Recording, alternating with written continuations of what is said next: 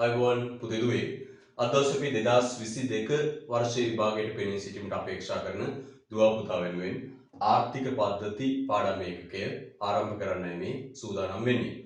ඔබ පසුගිය දින කිහිපය තුළ ඔබට මේ ආර්ථික පද්ධති වලට අදාළව මේ නිබන්ධනය ඔබ වෙත ලැබෙන්න සැලැස්සුවා. මේ නිබන්ධනයේ තියෙන්නේ අපි සාමාන්‍ය පන්තිය තුල ලියන සටහන. ඔබ මේ නරඹන අතර මේ නිබන්ධනය හොඳින් භාවිතා කළ යුතුයි. විශේෂයෙන් මා සඳහන් කරන කරුණු highlight කරගන්න, ඉරක් ඇදගන්න කටයුතු කළ යුතුයි. අපි ආර්ථික පද්ධති වලට කලින් පද්ධතිය කියන වචනය අපිට ලැබෙන්නේ විද්‍යාවෙන්. ඔබට පද්ධති හමු වෙන්නේ විද්‍යාවෙන්. රුධිර සංසරණ පද්ධතිය, නැත්නම් ජෛව පද්ධතිය, නැත්නම් එන්ජිමක් ඇතුළේ තියෙන පද්ධතියක්, ඔර්ලෝසුවක් ඇතුළේ තියෙන පද්ධතියක් ආදි වශයෙන්. සාමාන්‍ය විද්‍යාවේදී පද්ධතියක් කියන්නේ බාහිර බලපෑම් වලින් තොරව ක්‍රියාත්මක වෙන උපාංග රාශියක එකතුවක්. විද්‍යාවේ පද්ධතියක් කියන්නේ බාහිර බලපෑම් වලින් තොරව ක්‍රියාත්මක වෙන උපාංග සමූහයක එකතුවක්. ඒතර පද්ධතිය කියන වචනේ ඉන්නේ විද්‍යාවෙන් තමයි. ඒතර විද්‍යාවෙන් තමයි භාවිතා වෙන්නේ මේ පද්ධතිය කියන වචනේ. අද දවසේ අපි කතා කරන්නේ ආර්ථික පද්ධතිය ගැන.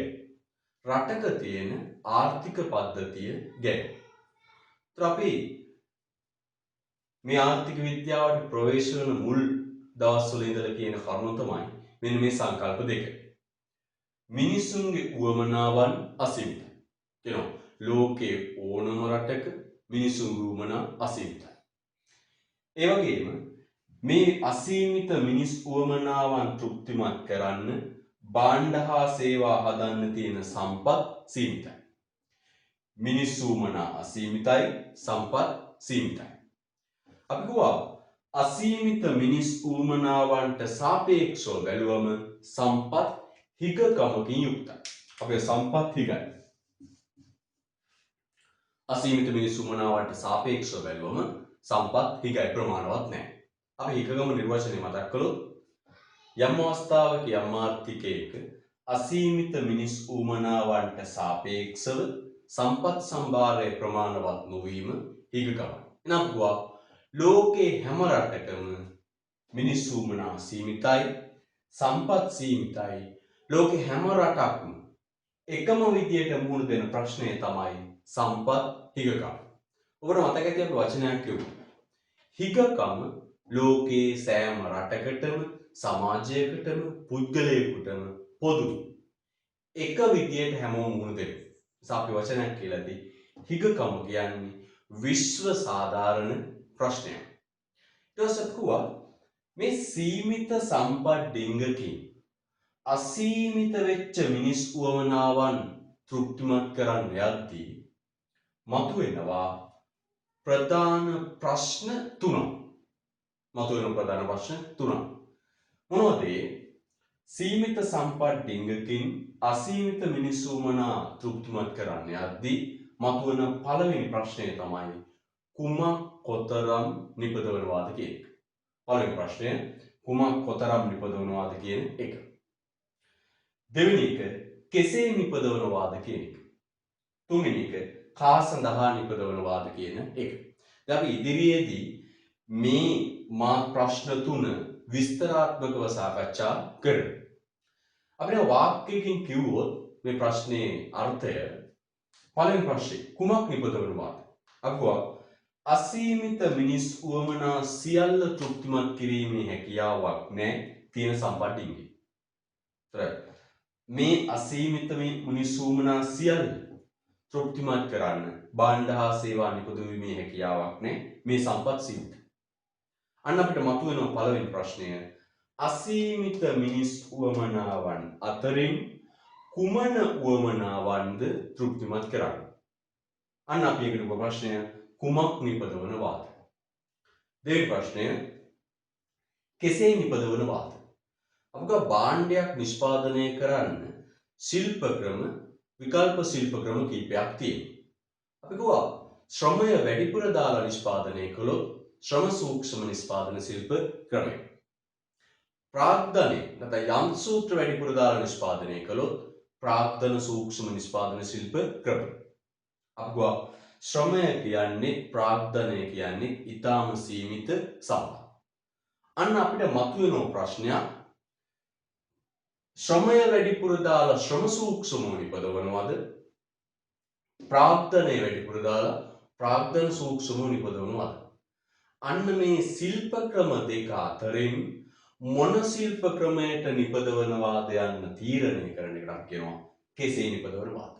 අන්න මතුණා දෙවෙනි ප්‍රශ්නේ ශ්‍රම සූක්ෂම ප්‍රාග්ධන සූක්ෂම කියන ශිල්ප ක්‍රම දෙකෙන් මොන ක්‍රමයටද නිපදවන්නේ? අපි ඒකට කියනවා කෙසේ නිපදවන වාද. කා සඳහා නිපදවනවාද තුන්වෙනි ප්‍රශ්නේ. මෙන්න සීමිත සම්පත් වලින් නිපදවාගත් සීමිත භාණ්ඩ ප්‍රමාණය සමාජයේ අසීමිත මිනිස් උවමනාවන් තෘප්තිමත් කරන්න සියලු දෙනාට ලබා දෙන්න ප්‍රමාණවත් නැහැ. අපි මොකද්ද? සීමිත සම්පත් වලින් නිපදවාගත් සීමිත භාණ්ඩ ප්‍රමාණය සමාජයේ සියලු දෙනාගේ උවමනාවන් තෘප්තිමත් කරන්න ලබා දෙන්න ප්‍රමාණවත් නැහැ. නම් ප්‍රශ්නයක් මතුවෙනවා. මොකක්ද? සීමිත සම්පත් වලින් නිපදවාගත් සීමිත භාණ්ඩ ප්‍රමාණය සමාජයේ කාටද දෙන්නේ? අපි ඒක නමක්වා කා සඳහා නිපදවන වාද. අනේනම් සීමිත සම්පත් තුලින් අසීමිත මිනිස් උවමනාවන් සපුරා ගැනීමට යාමේදී මතුවෙනවා ප්‍රශ්න තුනක්. කුමක් නිපදවනවාද? කෙසේ නිපදවනවාද? කා සඳහා නිපදවන වාද. අපුව මේවට නමක් මොකක්ද? මූලික ආර්ථික ප්‍රශ්න. අපි ප්‍රශ්න උත්තර කොහොමද? මූලික ආර්ථික ප්‍රශ්න. අපුව එක පැත්තකින් ප්‍රශ්න අනිත් පැත්තේ තේරි. මේ එක පැත්තකින් ප්‍රශ්න අසීමිත මිනිස්සු වුණ අතරින් කුමක්ද නිපදවන්නේ? එක පැත්තකින් බලමු ප්‍රශ්නය. අනිත් පැත්තෙන් අපුව මේවයින් වෙන්නේ තෝරා ගැනීම. බලන්න.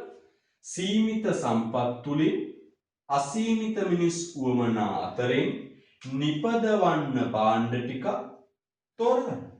එහෙනම් කුමක් නිපදවනවාද කියන එකෙන් එක පැත්තකින් ප්‍රශ්නයක් මේ ප්‍රශ්نين වෙන්නේ ඇත්තටම තෝරා ගැනීම. සම්පත් සීමිතයි, මිනිස් උවමනා සීමිතයි. මේ අසීමිත මිනිස් උවමනා සියල්ල තෘප්තිමත් කිරීමේ හැකියාවක් නැහැ. අන්න එහෙනම් අසීමිත මිනිස් උවමනා අතරින් ටිකක් අපිට තෝරගන්න වෙනවා.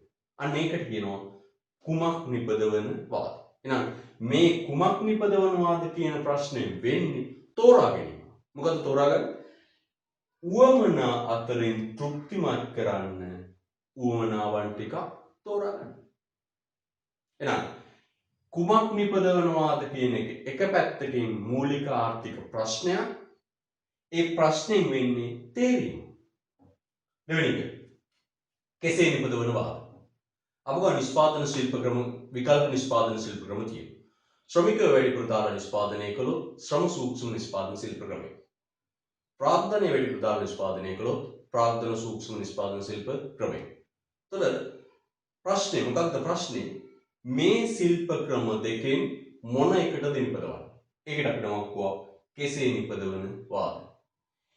එක පැත්තකින් ප්‍රශ්නයක් අනිත් පැත්තේ මෙන්න මොකක්ද? මේ ශ්‍රම සූක්ෂම ප්‍රාග්ධන සූක්ෂම කියන ශිල්ප ක්‍රම දෙකෙන් එක ක්‍රමයක් තෝරා ගන්නවා. එතකොට කෙසේ නිපදවනවාද කියන ප්‍රශ්නයෙන් වෙන්නේ ශිල්ප ක්‍රම අතරින් එකක් තෝරා ගැනීම. ඊට පස්සේ කා සඳහා නිපදවන වාද. අපි ගුවා මේ සීමිත සම්පත් වලින් නිපදවාගත් සීමිත භාණ්ඩ ප්‍රමාණය සමාජයේ සියලු දෙනාගේ උවමනාවන් තෘප්තිමත් කිරීම සඳහා ලබා දීමට ප්‍රමාණවත් වෙන්නේ. අපි අදාගත්තේ භාණ්ඩ 500යි මිනිසුන් ඉල්ලනවා භාණ්ඩ 8000. අන්න අපිට මතුවෙන ප්‍රශ්නයක් කා සඳහා නිපදවනවාද? අනිත් පැත්තෙන් අපිට තෝරා ගැනීමක් කරන්න වෙනවා මේ 8000 අතරින් භාණ්ඩ 500 දෙන්න 500ක් තෝරගන්න වෙනවා. එහෙනම් සීමිත සම්පත් වලින් නිපදවාගත් සීමිත භාණ්ඩ ප්‍රමාණය සමාජයේ අසීමිත මිනිස් උවමනාවන්ගෙන් ඉල්ලන ප්‍රමාණය ලබා දෙන ප්‍රමාණවත් නැහැ. අන්න අපිට මේ භාණ්ඩ 500 දෙන්නේ කාටද කියලා තෝරගන්න වෙනවා. අන්නේ තේරීමේ ප්‍රශ්නය තමයි අපි කා සඳහා නිපදවනවාද කියලා කියන්නේ. ඒතර මේක එක පැත්තකින් ප්‍රශ්න අපේ මූලික ආර්ථික ප්‍රශ්න. ඒතර මේ ප්‍රශ්න තුල වෙන්නේ තෝරා ගැනීම. ඒ නිසා මේවට තව නමක් කියනවා මූලික ආර්ථික තේරී. බලන්න කුමක් නිපදවනවාද? නිපදවන්න එකක් තෝරගන්න. කෙසේ නිපදවනවාද? නිපදවන්න ශිල්ප ක්‍රමයක් තෝරගන්න. කා සඳහා නිපදවනවාද? හදපු භාණ්ඩේ දෙන්න කෙනෙක් තෝරගන්න. හොඳින් බලන්න. කුමක් නිපදවනවාද? නිපදවන්න භාණ්ඩයක් තෝරගන්න. භාණ්ඩ ටිකක් තෝරගන්න. කෙසේ නිපදවනවාද? නිපදවන්න ශිල්ප ක්‍රමයක් තෝරගන්න. කා සඳහා නිපදවනවාද? හදපු භාණ්ඩය දෙන්න කෙනෙක් සමාජයේ තෝරගන්න. එහෙනම් මේ මූලික ආර්ථික ප්‍රශ්න අනිත් පැත්තේ මූලික ආර්ථික තේරී. මෙන්න මේ ප්‍රශ්න තුන මතුවෙන්නේ හේතු දෙකක් නිසා. ඔබට මතක ඇති මූලික ආර්ථික ප්‍රශ්න මූලික ආර්ථික තේරීම් මතුවෙන්නේ හේතු දෙකක් නිසා.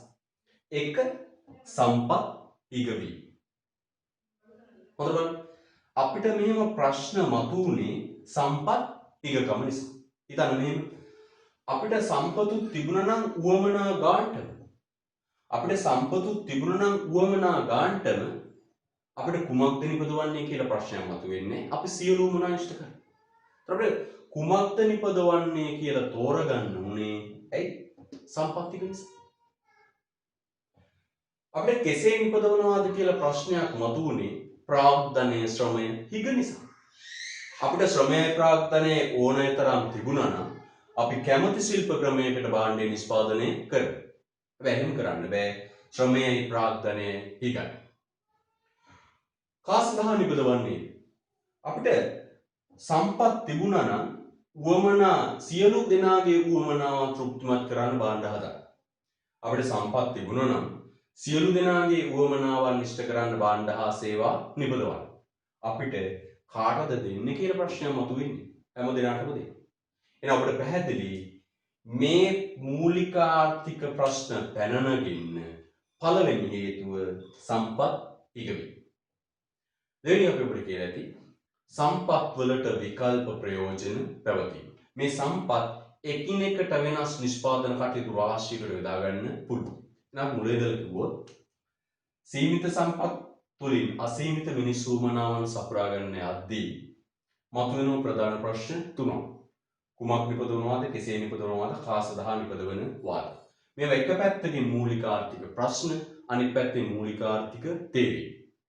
මූලික ආර්ථික ප්‍රශ්න මූලික ආර්ථික තේරීම් පැන නගින්න හේතු දෙකයි. එක සම්පත් ඉගවීම. දෙක සම්පත් වලට විකල්ප ප්‍රයෝජන පැවතීම. ඉතින් අපි කිව්වා හිගකම මේ ලෝකෙටම පොදු ප්‍රශ්නයක්. අපි ඒක නම කිව්වා හිගකම කියන්නේ විශ්ව සාධාරණ ප්‍රශ්නයක්. ලෝකෙ හැමෝටම හැම රටටම හැම පුද්ගලයාටම හැම සමාජයකටම පොදු.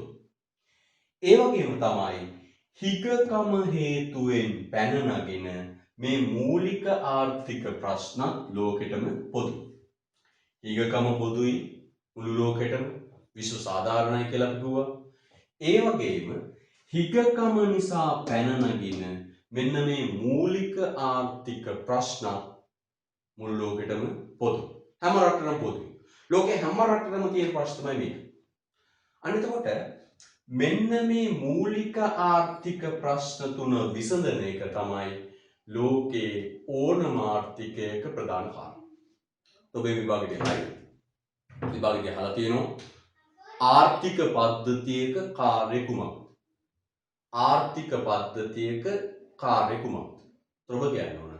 ලෝකේ ඕනම ආර්ථික පද්ධතියක ප්‍රධාන කාර්ය තමයි මූලික ආර්ථික ප්‍රශ්න විසඳීම. විභාගෙදී අහන සැරේ ආර්ථික පද්ධතිය කාර්ය කුමක්ද? ආර්ථිකයේ කාර්ය කුමක්ද? ආර්ථිකයේ කාර්ය, ආර්ථික පද්ධතියේ කාර්ය මේ ඕනෑම ආකාරයකින් කියන්නේ මෙන්න මේ. ලෝකේ ඕනම රටක ආර්ථික පද්ධතියේ ප්‍රධාන කාර්ය තමයි මූලික ආර්ථික ප්‍රශ්න විසඳා ගැනීම. එතකොට මේ හිගකම හේතුවෙන් පැන නගින මේ මූලික ආර්ථික ප්‍රශ්න විසඳන්න ලෝකයේ විවිධ රටවල් හදලා තියෙනවා වැඩපිළිවෙළක්. ඒතර හිගකම හේතුවෙන් පැන නගින මූලික ආර්ථික ප්‍රශ්න විසඳන්න ලෝකයේ විවිධ රටවල් වැඩපිළිවෙළවල් හදලා තියෙනවා. අන්නේ වැඩපිළිවෙළවල් වලට තමයි කියන්නේ ආර්ථික පද්ධති. එහෙනම් සරලවම කිව්වොත් මොකක්ද ආර්ථික පද්ධති කියන්නේ? මූලික ආර්ථික ප්‍රශ්න විසඳන්න මිනිස්සු විසින් හදපු වැඩපිළිවෙල. අපි ඉස්සරහට කියමු. ඇමරිකාව තුල මූලික ආර්ථික ප්‍රශ්න විසඳන්න වැඩපිළිවෙලක් තියෙනවා. ඇමරිකාවටත් තියෙන මේ ප්‍රශ්න තුන ඇමරිකාවේ ආර්ථික පද්ධතියේ ප්‍රධාන කාර්ය මූලික ආර්ථික ප්‍රශ්න විසඳීම.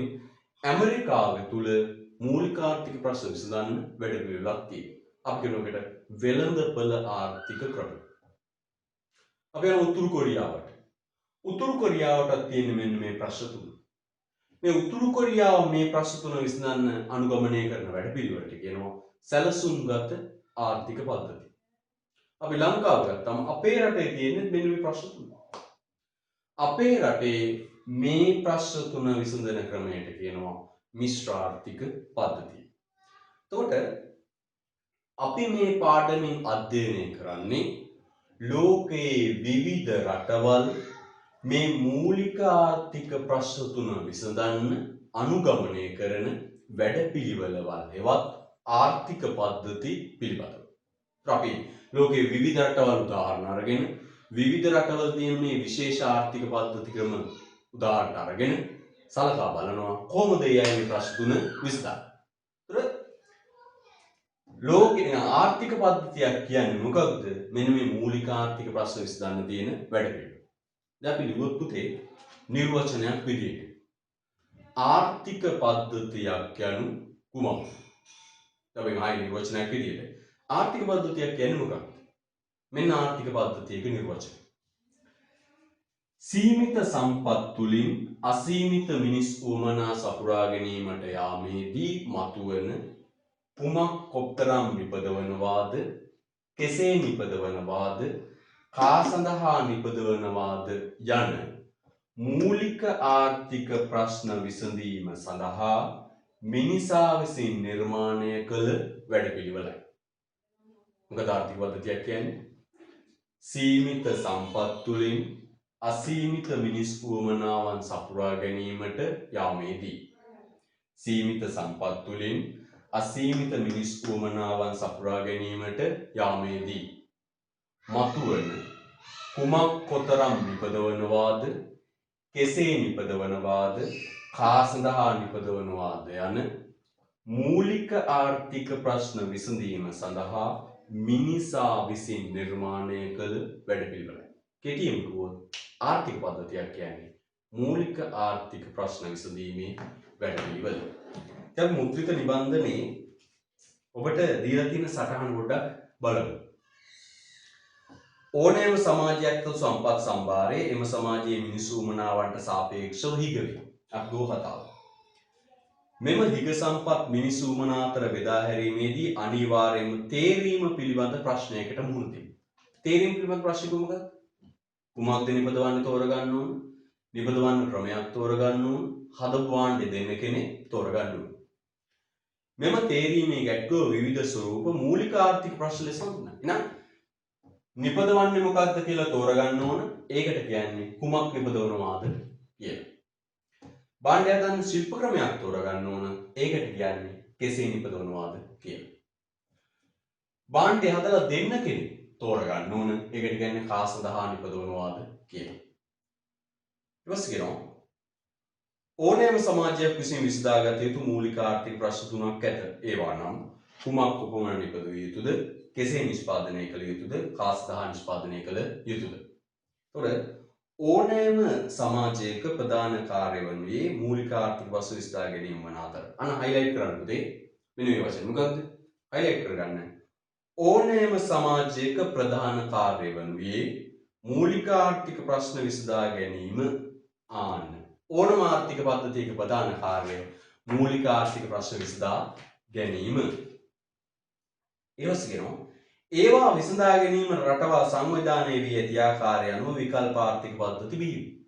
ඒතර ලෝකයේ විවිධ ආර්ථික පද්ධති බිහි වෙන්නේ මෙහෙමයි. ප්‍රශ්නේ පොදු. හැබැයි ප්‍රශ්න තුන පොදු වුණාට මේවා විසඳන්න ලෝකේ රටවල් අනුගමනය කරන වැඩපිළිවෙළවල් විවිධයි. අපි කියනවා ඇමරිකාවේ අනුගමනය කරන ක්‍රමය වෙළඳපළ ආර්ථික ක්‍රමය. කියුබාව උතුරු කොරියාව අනුගමනය කරන ක්‍රමය. සමාජවාදී සැලසුම්ගත ක්‍රමය. ලංකාව අනුගමනය කරන ක්‍රමය. මිශ්‍ර ආර්ථික ක්‍රමය. චීනය අනුගමනය කරන විශේෂිත ක්‍රමය. අපි කියනවා සමාජවාදී වෙළඳපළ ආර්ථික ක්‍රමය. ඒ වගේ ලෝකයේ විවිධ රටවල් මේක විසඳන්න අනුගමනය කරන වැඩපිළිවෙළවල් විවිධයි. ප්‍රශ්න පොදුයි. ප්‍රශ්න විසඳන්න අනුගමනය කරන වැඩපිළිවෙළවල් විවිධයි. ඒ නිසා ලෝකයේ විවිධ ආර්ථික පද්ධති බිහි වෙනවා. මේ පාඩමකින් අපි අධ්‍යයනය කරන්නේ අන්නේ ලෝකයේ විවිධ රටවල් මේ ප්‍රශ්න තුන විසඳන්න අනුගමනය කරන විවිධාකාර වැඩපිළිවෙළවල් පිළිබඳව. තව කියනවා මේදී අපි විමසා බලන්නේ සමාජයේ මූලික ආර්ථික ප්‍රශ්න විසඳා ගැනීමට ලෝකයේ විවිධ රටවල් පොදුවේ භාවිතා කරන හා එම ක්‍රමවල වාසිය වාසි. අපි බලනවා ඇමරිකාවේ තියෙන ක්‍රමය වෙළඳපළ ක්‍රමය. මොනවද ඒකේ තියෙන වාසි මොනවද ඒකේ තියෙන අවාසි? උතුරු කොරියාවේ තියෙන ක්‍රමය සැලසුම්ගත සමාජවාදී ක්‍රමය. ඒකේ තියෙන වාසි අවාසි මොනවද? ඒ ක්‍රම දෙකේ සංකලනයක් වෙච්ච මිශ්‍ර ආර්ථික ක්‍රමය. අපලු ඒකේ තියෙන වාසි අවාසි මොනවද? ඊට අමතරව උත්තේ ලෝකේ තව මේ විශේෂ ලක්ෂණ සහිත ආර්ථික පද්ධති බීලා තියෙනවා. සමාජවාදී වෙළඳපළ ආර්ථික, සමාජීය වෙළඳපළ ආර්ථික, නව සම්ප්‍රදායික ආර්ථික ආදී වශයෙන් සංඥක සැලසුම් කරන ආර්ථික වශයෙන් අපි මේ සියල්ල ගැන මේ පාඩම තුල අධ්‍යයනය කරමු. අපි ඊළඟට කරන්නේ මෙන්න මේ ප්‍රශ්න තුන වෙන වෙන වරම් විස්තරාත්මකව අධ්‍යයනය කරනවා.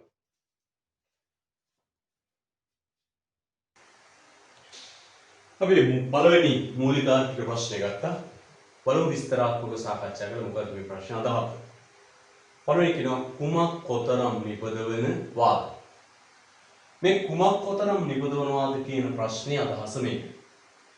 ඔබෙන් අහුවොත් මේ මූලික ආර්ථික ප්‍රශ්නේ විග්‍රහ කරන්න කියලා ඔබ කෙලින්ම මෙතනින් පටන් ගන්න. මොකද සම්පත් සීමිතයි මිනිස්සුමන අසීමිතයි.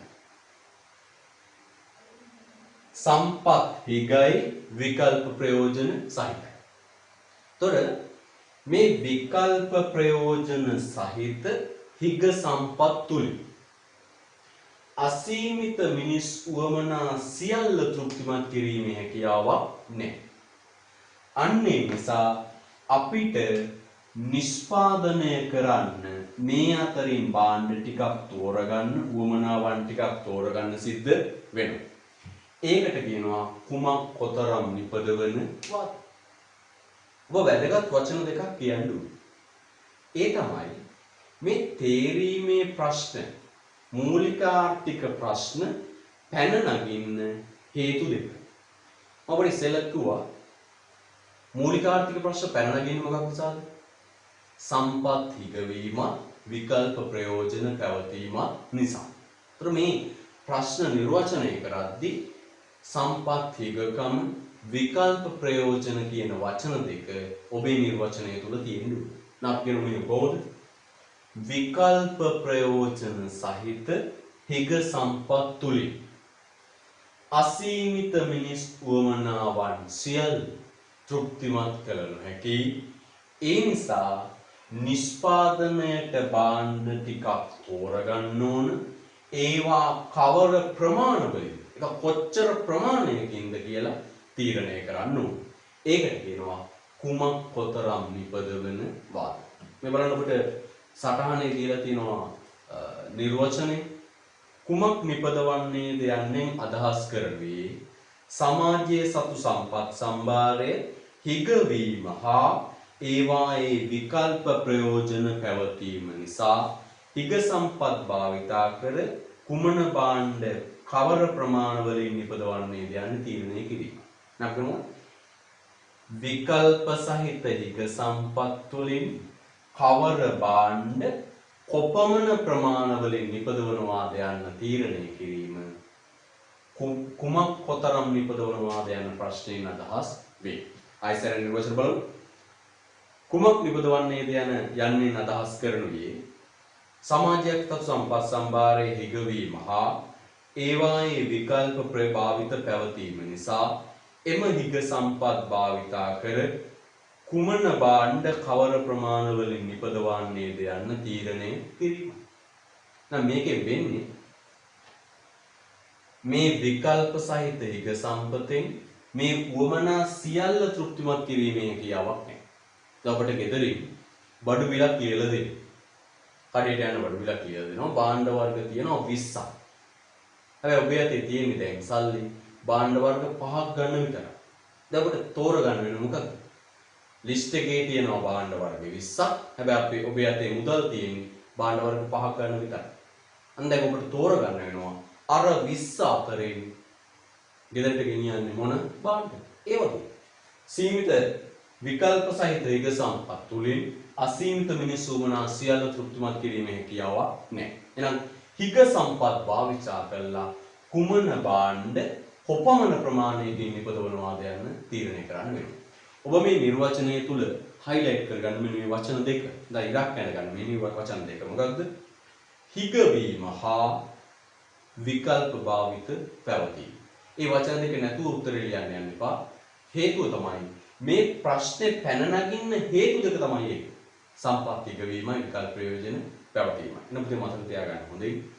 කුමක් කොතරම් නිපදවනවාද යන ප්‍රශ්නයෙන් අදහස් වෙන්නේ මෙන්න මේ වචනේ බලන්න හොඳින්.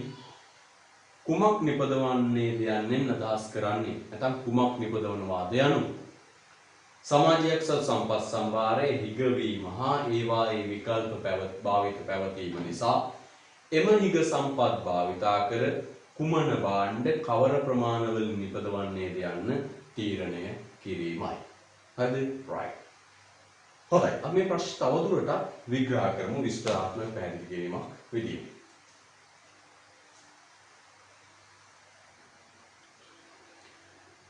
මේ කුමක් කොතරම් නිපදවනවාද කියන ප්‍රශ්නය මේ ආකාරයටත් පැහැදිලි කරන්න පුළුවන්. දැන් අපි ගත්තොත් රටක වර්තමාන තියෙන මේ හිග සම්පත් වලින් ප්‍රධාන කාර්යයන් දෙකක් සිදු කළ යුතුයි. එකක් තමයි පාරිභෝජනය සඳහා පාරිභෝජන භාණ්ඩ නිෂ්පාදනය කළ යුතුයි. පාරිභෝජන කටයුතු සඳහා අවශ්‍ය පාරිභෝජන භාණ්ඩ නිෂ්පාදනය කළ යුතුයි. ආහාර ඇඳුම් නිවාස අධ්‍යාපනය සෞඛ්‍ය ආදී කියන පාරිභෝගික අවශ්‍යතාව වුණා වෙනුවෙන් භාණ්ඩ හා සේවා නිෂ්පාදනය කළ යුතුයි.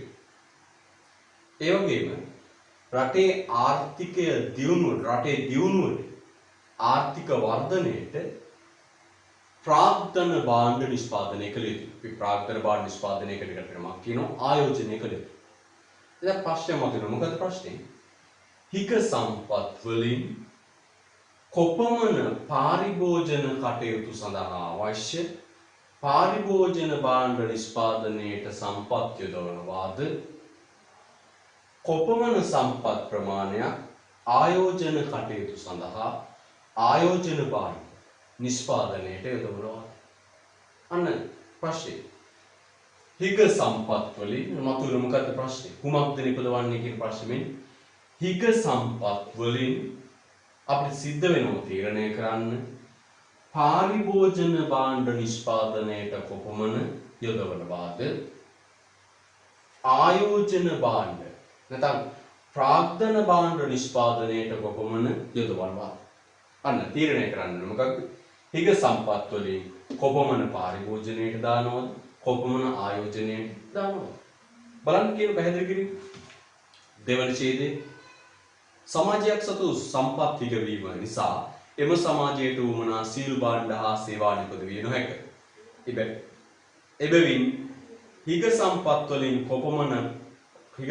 වලින් කොතරම් ප්‍රමාණයක් වර්තමාන පාරිභෝජනයට භාවිත කළ යුතුද කොතරම් ප්‍රමාණයක් අනාගත ආයෝජනයට යොදාගත යුතුද යන තෝරාගන්න. අන්න ප්‍රධාන වශයෙන් ආර්ථිකයට මේ සම්පත් හිග නිසා සම්පත් වලට විකල්ප ප්‍රයෝජන තියෙන නිසා මෙන්න පළවෙනියටම ගන්න සිද්ධ වෙන තීරණය. මොකද තීරණය? හිග සම්පත් වලින් කොපමණ ප්‍රමාණයක් පාරිභෝජනයට දානවද කොපමණ ප්‍රමාණයක් ආයෝජනයට නැත්නම් ප්‍රාග්ධන භාණ්ඩ නිෂ්පාදනයට දානවද? අන්න මෙතුලින් කියවෙන්නේ කුමක් කොතරම් නිපදවනවාද කියන ප්‍රශ්නේ. කොච්චර පාරිභෝජන භාණ්ඩ හදන පාරිභෝජන භාණ්ඩ හදන්න කොච්චර දානවද ආයෝජන භාණ්ඩ හදන්න කොච්චර දානවද? ඒ විතරක් නෙවෙයි. දැන් පාරිභෝජනයට වෙන් කළ කොටසින් ආහාර සඳහා කොච්චර යොදවනවද? නිවාස හදන්න කොච්චර දානවද? අධ්‍යාපනයට කොච්චර දානවද? සෞඛ්‍යයට කොච්චර දානවද? ආරක්ෂාවට කොච්චර දානවද කියලා තීරණය කරන්න. තා මූලික වශයෙන් කුමක් කොතරම් නිපදවනවාද කියන ප්‍රශ්නේදී පාරිභෝජන භාණ්ඩ කොපමණ හදනවද කියලා තීරණය කරන්න ඕනේ. ආයෝජන භාණ්ඩ කොපමණ හදනවද කියලා තීරණය කරන්න. ඊට පස්සේ පාරිභෝජනයට යොදන ලද සම්පත් වලින් ආහාර නිපදවන්න කොච්චර සම්පත් දානවද? නිවාස හදන්න කොච්චර සම්පත් දානවද? අධ්‍යාපනයට කොච්චර සම්පත් දානවද? ආරක්ෂාවට සෞඛ්‍යයට කොච්චර සම්පත් දානවද කියන එක තීරණය කරන්න වෙනවා. ඒ වගේම ආයෝජනයට යොදන ලද සම්පත් වලින් රටේ ප්‍රාග්ධනවත්කම් නිර්මාණයට ආර්ථික වර්ධනයට අවශ්‍ය ප්‍රාග්ධන සම්පත වැඩි කරගන්න යොදපු සම්පත් ප්‍රමාණයෙන් කොච්චරම් මහා මාර්ග හදන්න දානවද? කොච්චර ගුවන් තොටුපළ හදන්න දානවද? කොච්චර වැව්වමුණු හදන්න දානවද? විදුලි බලාගාර හදන්න කොච්චර දානවද? යුදෝපකරණ හදන්න කොච්චර දානවද කියලා තීරණය කරන්න සිද්ධ වෙනවා. ඒතර මේ කුමක් නිපදවනවාද ප්‍රශ්නයෙන් මූලික වශයෙන් පාරිභෝජනයට ආයෝජනයට කොච්චර දානවද කියලා තීරණය කරන්න වෙනවා. ඊට පස්සේ පාරිභෝජනයට ගත්ත කොටසින් ආහාර, නිවාස, අධ්‍යාපනය, ආරක්ෂාව, සෞඛ්‍යයට කොපමණ දානවද කියලා තීරණය කරන්න ඕන. ඊට පස්සේ මහා මාර්ග, ගුවන් තොටුපළ, වැව්වමුණු, විදුලි බලාගාර, යුදෝපකරණ හදන්න කොච්චර දානවද කියලා තීරණය කරන්න. අන්න මේ කුමක් කොතරම් නිපදවනවාද ප්‍රශ්නය මෙන්න මේ ආකාරයට තීරණය කරන්න සිද්ධ වෙනවා. එතකොට මේ ප්‍රශ්නෙන් වෙන්නේ හිග සම්පත් රටේ උවමනාවන් අතර බෙදලා යන්නේ කොහොමද කියන එක තීරණය කරනවා. හොඳට බලන්න. කුමක් කොතරම් නිපදවනවාද කියන ප්‍රශ්නයෙන් කියවෙන්නේ රටේ තියෙන හිග සම්පත් ටික විවිධාකාර උවමනාවන් අතර බෙදලා යන්නේ කොහොමද කියන එක තීරණය වෙන්නේ. බලන්න තුන්වෙනි ඡේදය වර්තමාන පාරිභෝජනයට වෙන් කරන සම්පත් විවිධ පාරිභෝජන භාණ්ඩ නිෂ්පාදනය අතර බෙදා හරින්නේ කෙසේදයි තීරණය කළ යුතුය. එමෙන්ම ආයෝජනයට වෙන් කරන සම්පත් වලින් කර්මාන්තශාලා, රෝහල්, විශ්වවිද්‍යාල, වැව්වමුණු, ජලාශ, පාලම්, විදුලි බලාගාර, අධිවේගී මාර්ග වැනි ප්‍රාග්ධන භාණ්ඩ කොතරම් නිපදවනවාද යන්නේ වෙන් කරන්නේදයි තීරණය කළ යුතුයි.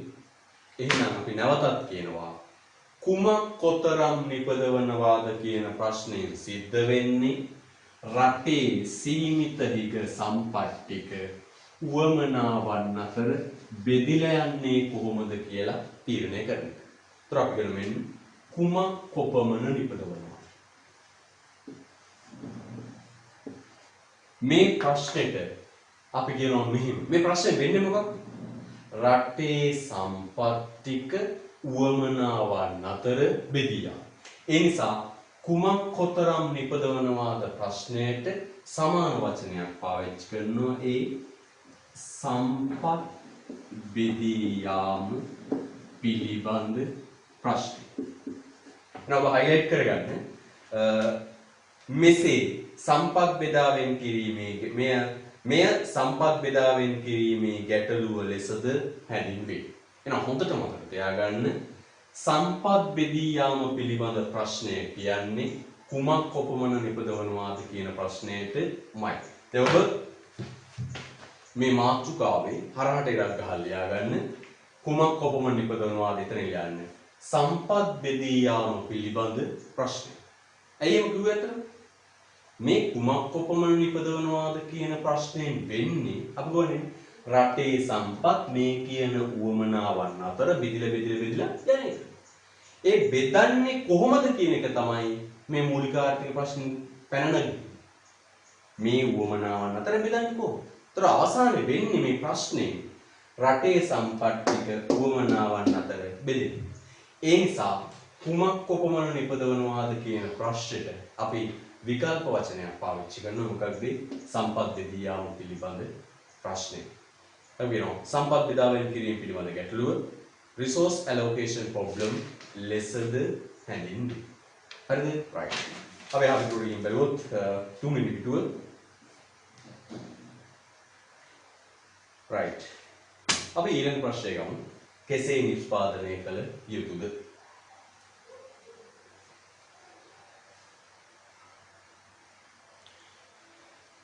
කෙසේ නිෂ්පාදනය කළ යුතුද? අපි දන්නවද භාණ්ඩයක් නිෂ්පාදනය කරන්න පුළුවන් ශිල්ප ක්‍රම දෙකක්. මෙම කියන්නකෝ. භාණ්ඩයක් නිෂ්පාදනයේට භූමිය, ශ්‍රමය, ප්‍රාග්ධනය, ව්‍යවසාය කියන සාධක 4 යොදාගත්තට ව්‍යවසාය කියන්නේ එක් සාධකයක්. එක්කෙනෙක් ව්‍යවසායක එක්කෙනෙක්. භූමිය කියන්නේ ස්වභාව ධර්මයා දීපු ටික. ඒක ස්වභාවධර්ම දීපු ටික මිනිසා හදාගත්ත දෙයක්, මිනිසාට ඕන විදිහට පාලනය කරන්න පුළුවන් දෙයක් නෙවෙයි. ඒතර නිෂ්පාදන ආයතනයක නිෂ්පාදකයාට අවශ්‍ය පරිදි වෙනස් කරන්න පුළුවන් සාධක දෙකයි තියෙන්නේ. ඒ ශ්‍රමයයි ප්‍රාග්ධනයයි.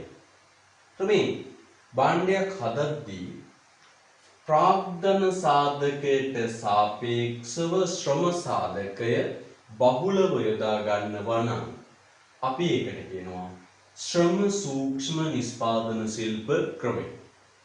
අයිකුවත් නිෂ්පාදන ක්‍රියාවලියේදී ප්‍රාග්ධන සාධකයට සාපේක්ෂව ශ්‍රම සාධකය බහුලව යොදා ගන්නවා නම් අපි ඒකට කියනවා ශ්‍රම සූක්ෂම නිෂ්පාදන ශිල්ප ක්‍රමය.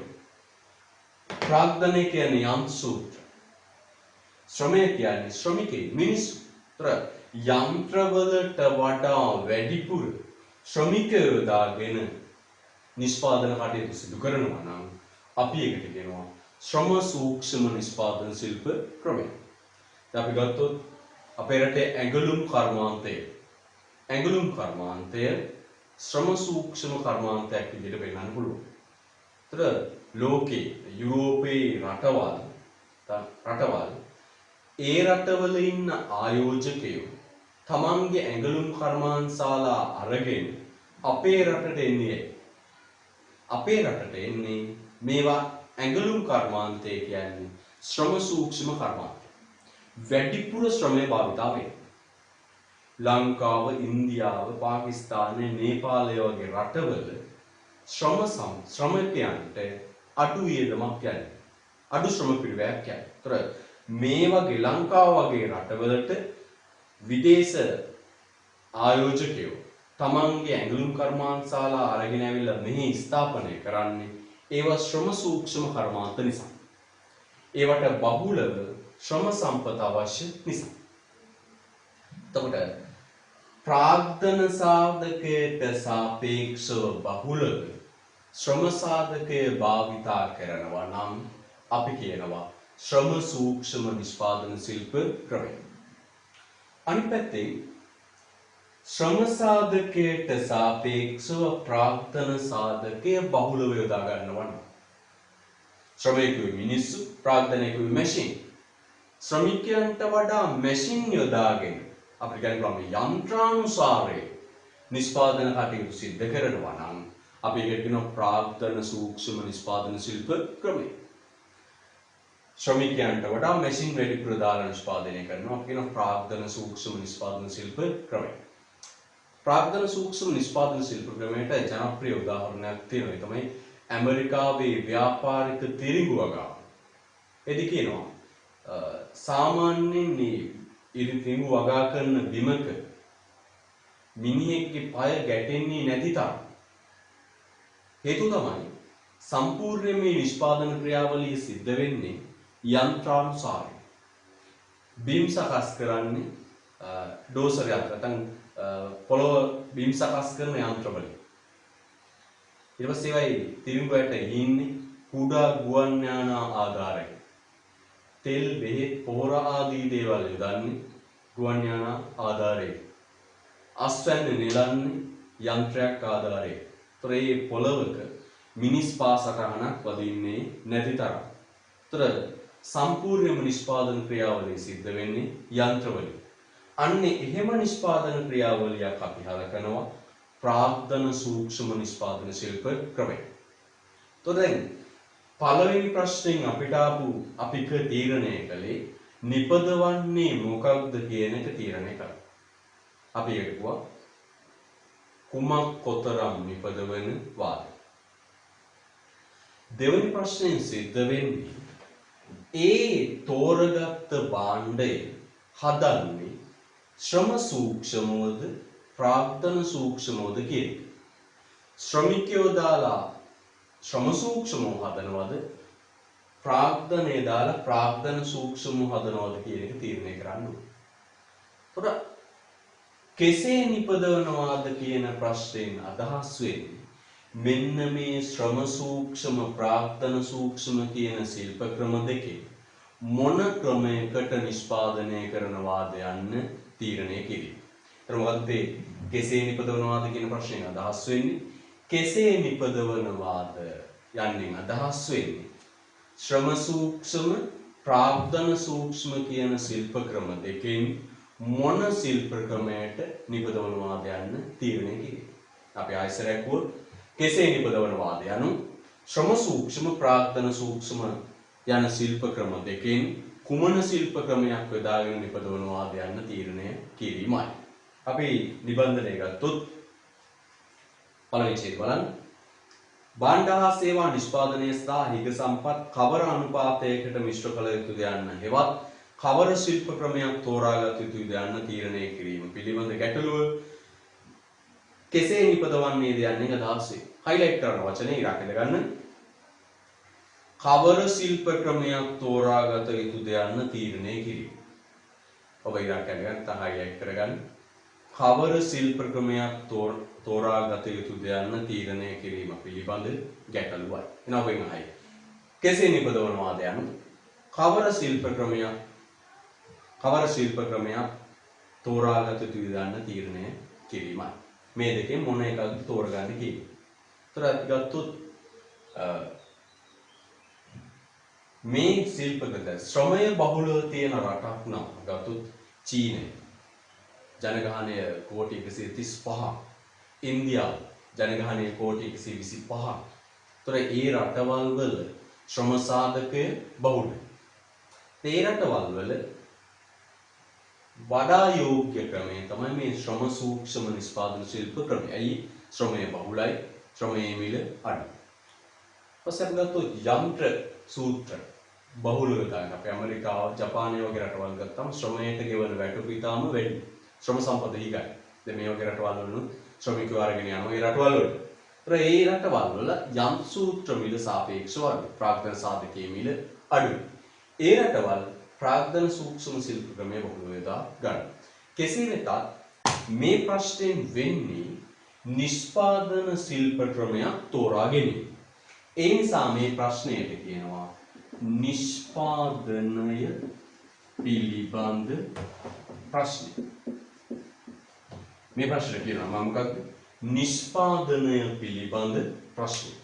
ඔබ දැන් කෙසේ නිපදවනවාද කියන මේ මාතෘකාවට යටින් ලියන්නේ නිෂ්පාදනය පිළිබඳ ප්‍රශ්නය. එහෙනම් මේකෙන් වෙන්නේ මේ ශිල්ප ක්‍රම දෙකෙන් එකක් තෝරා ගැනීම. ශිල්ප ක්‍රම දෙකෙන් එකක් තෝරා ගැනීම සිද්ධ වෙන නිසා මේකට අපි නමක් මොකක්ද? නිෂ්පාදනය පිළිබඳ ප්‍රශ්නය. හරිද? නිෂ්පාදනය පිළිබඳ ප්‍රශ්නය. එහනුව බලන්න අපි ඉස්සරහට දෙවෙනි ඡේදය කියවන්න.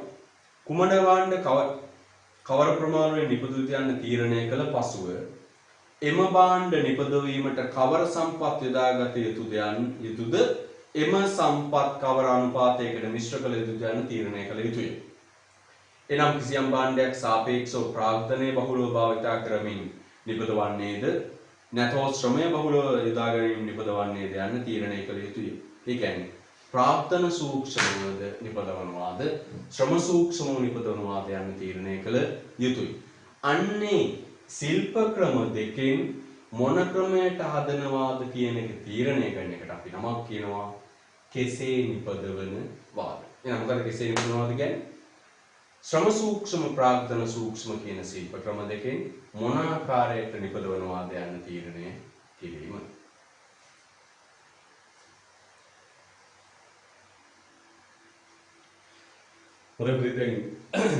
අපි මේ අලුත් ක්‍රමවේදයක් අත්හදා බලමු ඉන්නේ. මේ සාමාන්‍යයෙන් සියලු ගුරුවරු මේ Zoom app එක හරහා තමයි මේක කරන්නේ. ඒකට ඒතර ඔන්ලයින් වීඩියෝ එකක් ඔන්ලයින් කරන්න පුළුවන්. ප්‍රශ්න තියෙන්නේ ඊට පහසුයි. මේ වීඩියෝ කරලා දෙනවට වඩා මේ නිබන්ධනය හදලා ගෙදරට ගෙන මේ ගෙදරට ගෙවල් වලට යවලා එහෙම කරනවට වඩා ඊටාම ලේසියෙන් අපිට Zoom app එකෙන් කරන්න පුළුවන්. ඒක ප්‍රශ්න තියෙන්නේ. බොහෝ දරුවන්ට ඔන්ලයින් කනෙක්ට් වෙන්න සිග්නල් නැහැ. මේ අපේ පන්ති වල ඉන්නේ නාගරික ප්‍රදේශ නෙවෙයි. මේ ග්‍රාමීය ප්‍රදේශ. බොහෝ දරුවන්ට සිග්නල් නැහැ. අනිත් පැත්තේ පැය දෙකක වීඩියෝ Zoom app එක හරහා බලන්න කනෙක්ට් වෙන්න රුපියල් 200ක විතර data වියදමක් යනවා. ඒතොර මේ දෙක සලකලා බලලා මම මේ Facebook කරා නැත්නම් මේ YouTube එක කරා මේක කරන්න තීරණය කළා. අපි බලනවා මේක හරියයිද? හරියට අපිට මේක දිගටම කරගෙන යන්න පුළුවන්. මේ දවස්වල ඔබේ ගෙවල් වල දැඩි ආර්ථික අපහසුතාවවල ඉන්නේ. ඒ එහෙම අතරේ මේකටත් ලොකු වියදමක් දරන්න උනොත් ඔබේ දෙමාපියන් අපහසුතාවයකටපත් වෙනවා. ඒතර ඔබට මේ Facebook free sim එකක් ගත්තම නැත්නම් YouTube වලට පොඩි පැකේජ් එකක් හදාගත්තම මේක ඉතාම අඩු වියදමකින් කරන්න පුළුවන්. නමුත් අපි මේක සාර්ථකද කියලා බලනවා. ඔබේ විස්තර අහලා ඉස්සරහදී මේක සාර්ථක නම් දිගට කරගෙන යනවා. නැත්නම් තව සතියක් හමාරක් ඉඳලා අපි Zoom app එක හරහා සාමාන්‍ය ගුරුවරු කරන විදිහට ඔන්ලයින් පන්ති කරන්න බලාපොරොත්තු වෙනවා.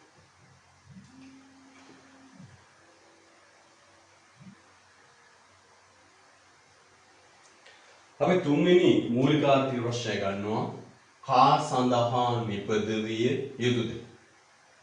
කා සඳහා නිපදවිය යුතුද?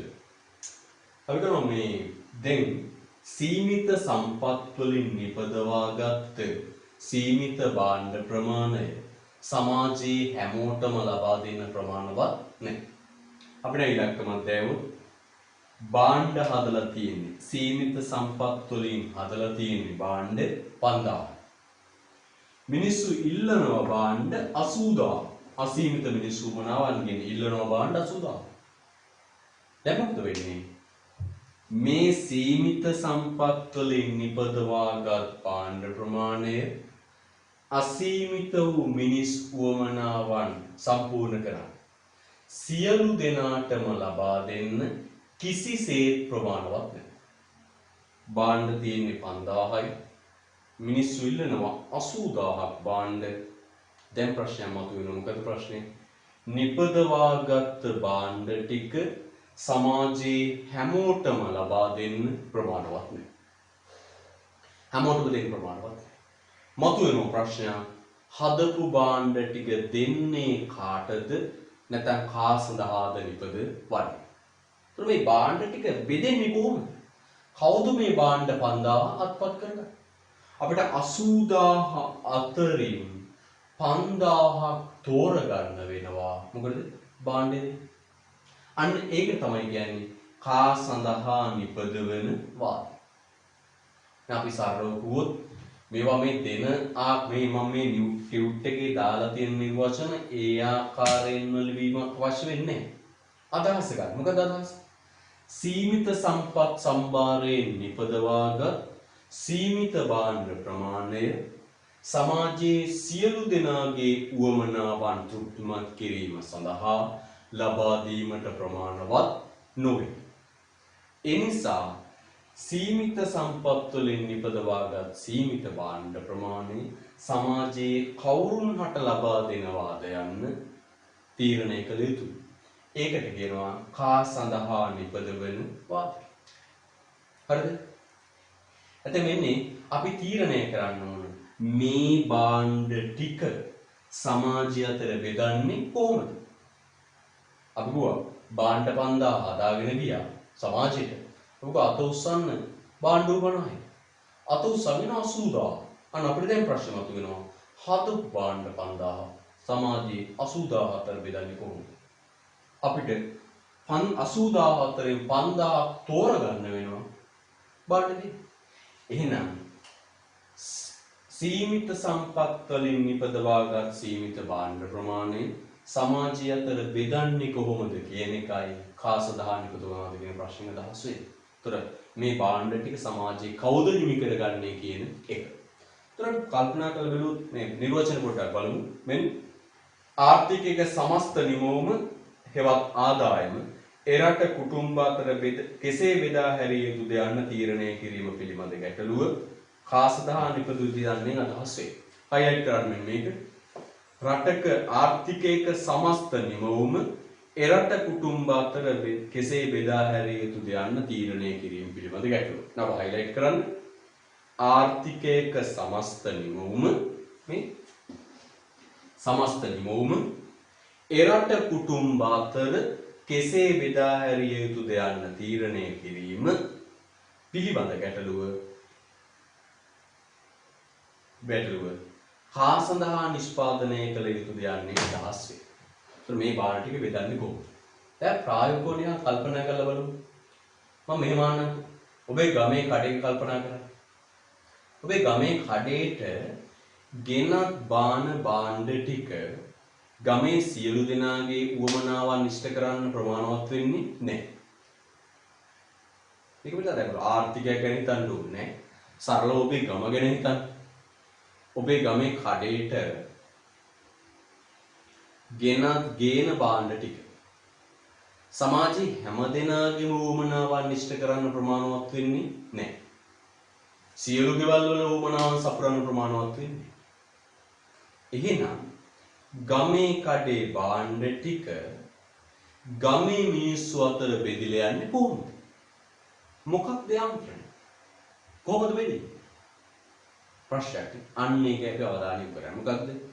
ගමේ කඩේට තියෙන භාණ්ඩ ටික ගමේ ඌමනා මිනිස්සුන්ගේ ඌමනා අතර බෙදන්න ප්‍රමාණවත් නැහැ. හැම ගෙදරටම ඌමනා බෙදෙන්න ප්‍රමාණවත් නැහැ. එහෙනම් අපිට ප්‍රශ්නයක් වෙනවා මේ ටික බෙදන්නේ කොහොමද? ප්‍රායෝගිකව වෙන්නේ මෙහෙමයි. මේ නිපදවාගත් සීමිත භාණ්ඩ ප්‍රමාණය වෙළඳපළට ගෙනල්ලා දාන්න. නිපදවාගත් සීමිත භාණ්ඩ ප්‍රමාණය වෙළඳපළට ගෙනල්ලා දාලා ඒ හැම භාණ්ඩයකටම ගහනවා මිල. ඔබ හොඳට බලන්න ඔබේ නගරේ මෙහා කොනේ ඉඳන් එහා කොනට ගිහින් බලන්න හැම භාණ්ඩයකටම තියෙන මොකක්ද? මිල. අන්න ඔබේ ගමේ නගරේ ඔබේ ගමේ කඩේ තියෙනවා සීමිත සම්පත් වලින් නිපදවාගත් සීමිත භාණ්ඩ ප්‍රමාණය ගෙනල්ලා දාන්න. ඒ හැම භාණ්ඩයකටම තියෙනවා මිල. ඒ හැම භාණ්ඩයකටම තියෙන මොකක්ද? මිල ගහලා තියෙනවා. නේ? මිල. දැන් ඔන්න කොහොමද බෙදෙන්නේ? සීමිත සම්පත් වලින් නිපදවාගත් සීමිත භාණ්ඩ ප්‍රමාණය වෙළඳපළට ගෙනත් දාලා තියෙනවා. ඒ හැම භාණ්ඩයකටම තියෙන මොකද්ද? මිල. දැන් අපි ඉස්සරහට කියනවා පුතේ මේ මිල තීරණය වෙන්නේ ඉල්ලුම් සැපයුම් තුලනය වීම තුලින්. මිල යාන්ත්‍රණය ක්‍රියාත්මක වීම තුලින්. 2022 පුතාට මේක තාම ගන්නලා නැහැ. ඉස්සරහ තියෙන පාඩම්. මේකට කියනවා මිල තීරණය වෙන්නේ මිල යාන්ත්‍රණයට අනුව. ඉල්ලුමයි සැපයුමයි තුලනය වෙනවා. හරි. මිලක් ලකුණු වෙලා තියෙනවා. දැන් කඩේ භාණ්ඩ ටික තියෙනවා මිලක් ලකුණු වෙලා තියෙනවා. දැන් වෙළඳපළට එනවා උවමනා තියෙන පාරිභෝගිකය. ඇවිල්ලා මේ තියෙන්නේ ඉහළ ආදායම් ලබන පාරිභෝගිකය. අපි ආදායම සංකේතවත් කරනවා y. ඔන්න ඉහළ ආදායම් ලබන පාරිභෝගිකය. ඉහළ ආදායම් ලබන කුටුම්බය. එයාට භූමිය තියෙනවා, ශ්‍රමය තියෙනවා, ප්‍රාග්ධනය තියෙනවා, ව්‍යවසාය තියෙනවා, බදු කුලී, වැටු, පොලි, ලාභ. එයාට මහ විශාල සාධක ප්‍රමාණයක් තියෙනවා. එයා ඉතා ඉහළ ආදායමක් ලබනවා. ඒතර එයාගේ ආදායම වැඩි. එයා වෙළඳපළට ගිහිල්ලා අර නිපදවාගත් සීමිත භාණ්ඩ ප්‍රමාණයෙන් විශාල භාණ්ඩ ප්‍රමාණයක් අත්පත් කරගන්නවා.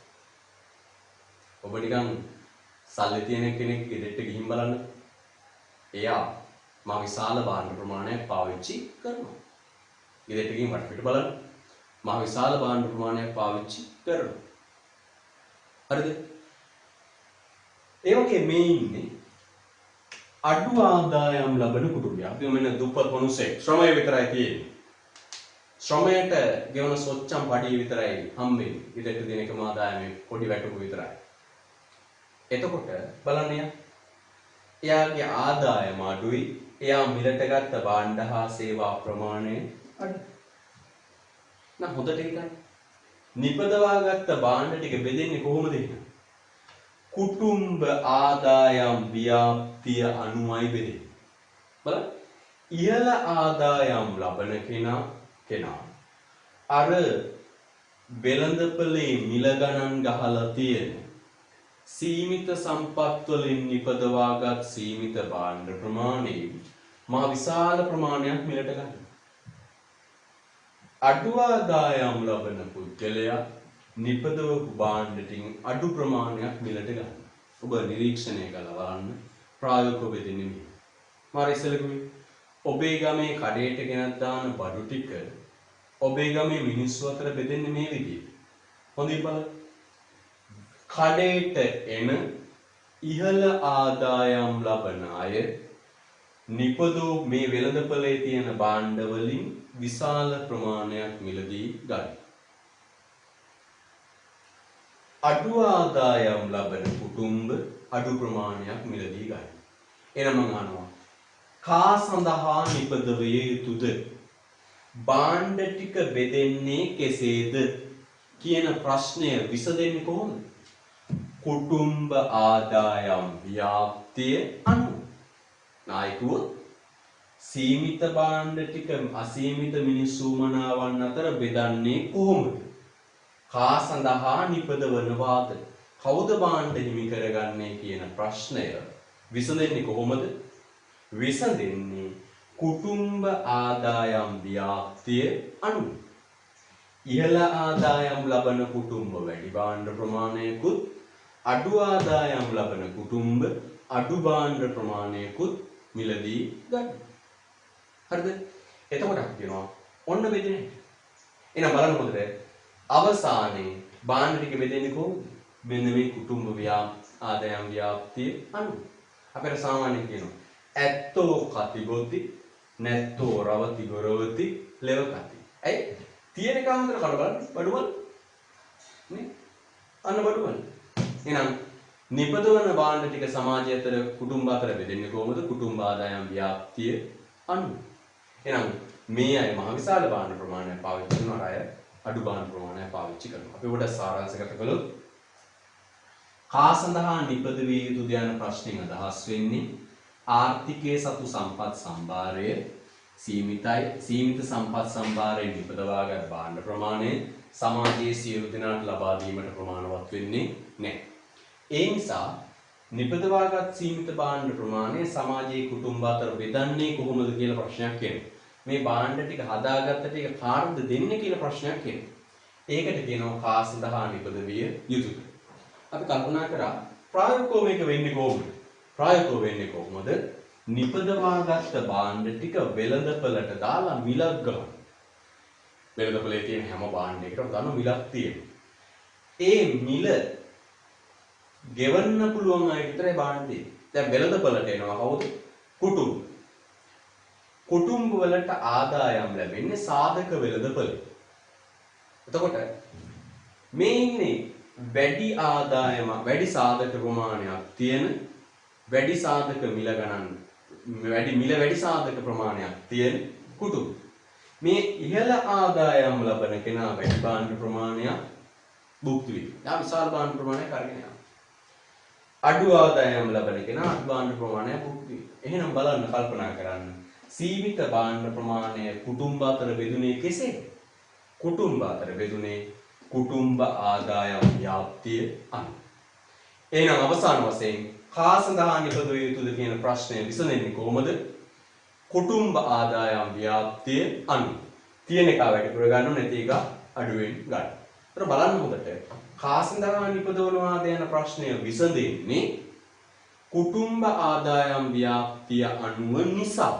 මේ ප්‍රශ්නයට කියනවා ආදායම් බෙදී යාම පිළිබඳ ප්‍රශ්නය.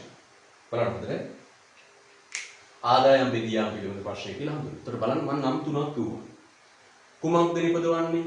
විකල්ප නම් මොකද? සම්පත් බෙදී යාම පිළිබඳ ප්‍රශ්නය. කෙසේද නිපදවන්නේ? නිෂ්පාදනය පිළිබඳ ප්‍රශ්නය. කා සඳහාද නිපදවන්නේ? විකල්ප වශයෙන් මොකක්ද? ආදායම් බෙදී යාම පිළිබඳ ප්‍රශ්නය. අපොට බැලුවොත් නිබන්ධනය. ඔබ දැන් මෙතන කා සඳහා නිෂ්පාදනය කළ යුතුද කියන එක ළඟ හරහට ඇලයිරක් ගහලා ලියන්න. මොකද ප්‍රශ්නේ? ආදායම් බෙදී යාම පිළිබඳ ප්‍රශ්නය. අතන මේ ප්‍රශ්නේ විසඳෙන්නේ කාටද දෙන්නේ කියන එක විසඳෙන්නේ කොහොමද? ආදායම් ව්‍යාප්තිය අනුව. එතකොට මෙතන ඔබ ඇලයිරක් ගහලා ලියන්න. ආදායම් බෙදී යාම පිළිබඳ ප්‍රශ්නය. පොඩක් කියවුවොත් නිබන්ධනය. ඔබ නිතර මේ කියවන්න ඕන. මේ නැවත නැවත බලන්න පුතා. හරිද? දැන් මේ එක සැරයක් බලන්න නිකන් ඉන්න එපා.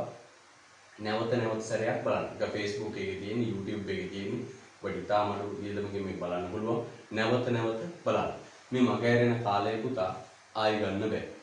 දැන් මේ 2020 විභාගෙ ලියපු අයට මාස 6ක් උගන්වන්න බැරි වුණා. හැබැයි විභාග දෙපාර්තමේන්තුව කල් දෑ විභාග මාස 2යි. නැපතර තේරෙනව අවදානම් අපි මේ බලා සිටිය යුතු නෑ. අපි කඩිනමින් වේගයෙන් වැඩ කළ යුතුයි. මම පන්ති 2යි කරන්නේ මෝරෝකයි අකුරැස්සයි විතරයි. මට ඕන තරම් අතිරේක කාලය තියෙනවා. අනිවාර්යයෙන්ම මේ විෂය නිර්දේශ නිසිපාලදී මැනවින් ආවරණය කරනවා 2020 අහලා බලන ඔබේ අකයකින් ප්‍රශ්නයක් නෑ. නමුත් අපි එතකන් ඉන්නතෝ මේ පාඩම් ටික උකන්ට කරගෙන යන්න. අපි මේ ක්‍රමවේදයේ සාර්ථකද කියන එක සම්බන්ධයෙන් ඇගීමක් කරනවා. සාර්ථක නම් කරගෙන යනවා. නැත්නම් අපිත් අර සාමාන්‍ය විදිහට Zoom app එකට මාරු වෙන්න තීරණය කරනවා. ඔබේ විස්තර අපි දැනටමත් අරගෙන තියෙන්නේ ඒ සඳහා අවශ්‍යයි. බලන්න කියමු. දෙවෙනි ඡේදය. එනම් ආර්ථිකයක සමස්ත නිමවම කවුරුන් විසින් හිමි කර ගන්නු ලැබේද යන්න කවුරුන් විසින් භුක්ති විඳින්න ලැබේද යන්න. ආදායම් බෙදියාම පිළිබඳ ප්‍රශ්නය ලෙසද මෙය හඳුන්වයි. සමාජයේ සම්පත් සම්භාරයේ හිග බැවින් සෑම පුද්ගලයෙකුටම අවශ්‍ය සියලුම දෑ ඔවුන් කැමති ප්‍රමාණවලින් නිපදවීමේ හැකියාවක් කිසිදු ආර්ථිකයක නොමැත. එබැවින් පවත්නා නිෂ්පාදන හැකියාව මත නිපදවා ඇති භාණ්ඩ හා සේවා ප්‍රමාණය එම රටේ ජනතාව අතර බෙදා හැරිය යුතුය. ඒ අනුව සමස්ත නිෂ්පාදනය කවුරුන් විසින් කොපමණ ප්‍රමාණවලින් හිමි කර ගනිමින් භුක්ති විඳින්න තීරණය කරනු ලැබේ. හරිද? right. MCQ ප්‍රශ්නයක් තියෙනවා 2017 විනාඩි 2ක් හම් වෙනවා. කරමුද?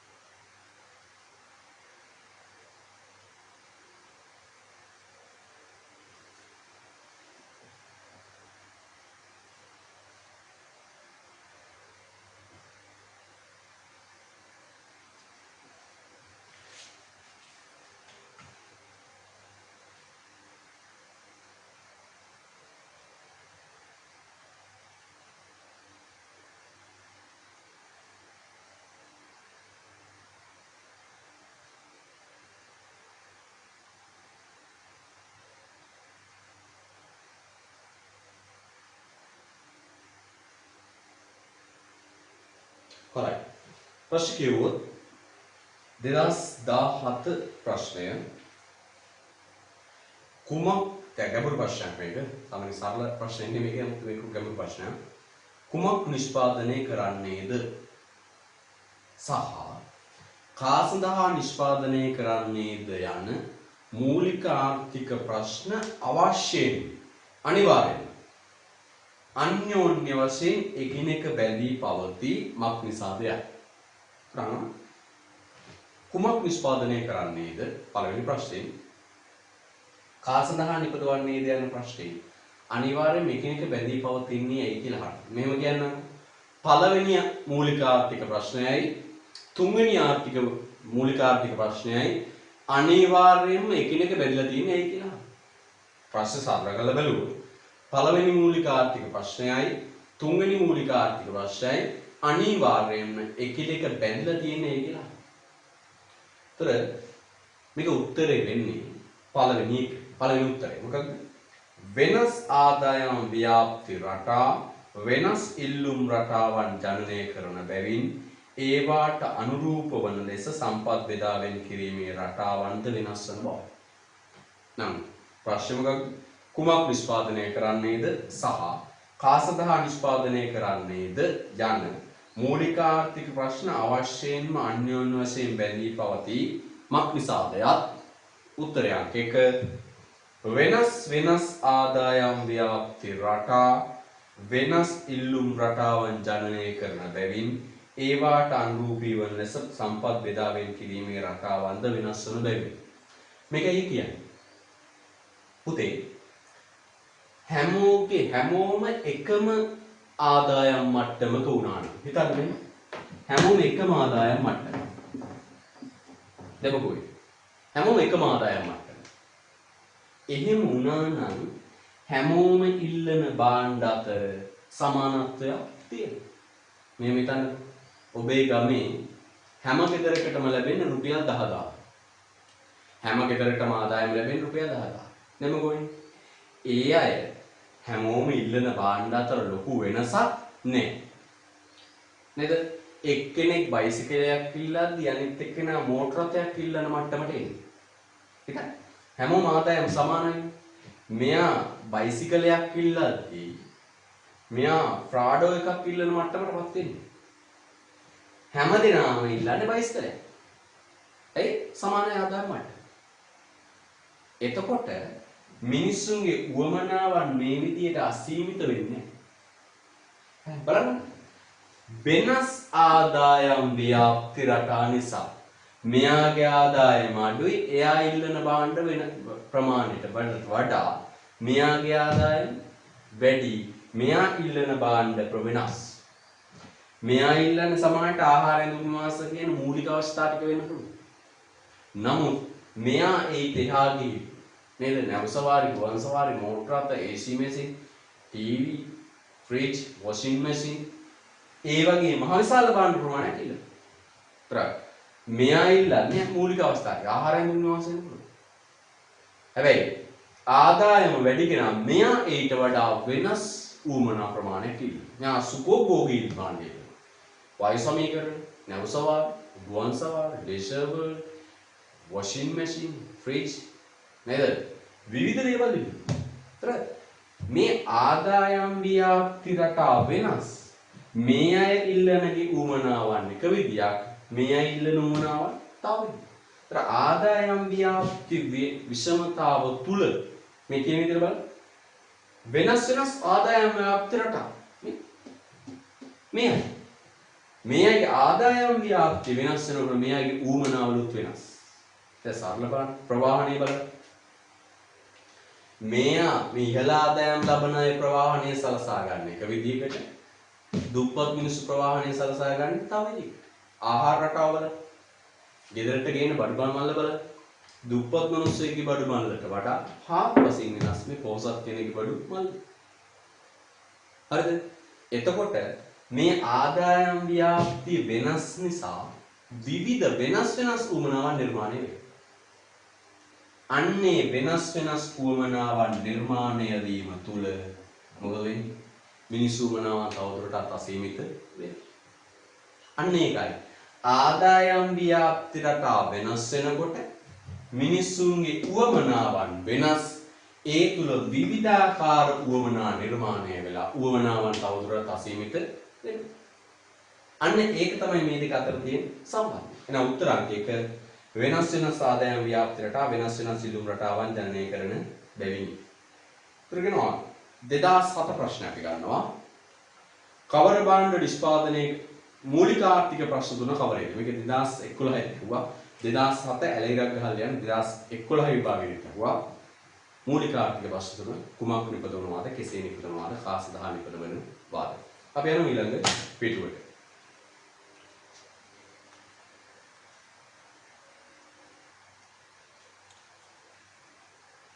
අපි ඊළඟ ගත්තොත් ආර්ථික පද්ධතියක ප්‍රධාන කාර්යයන් තුන මොකක්ද?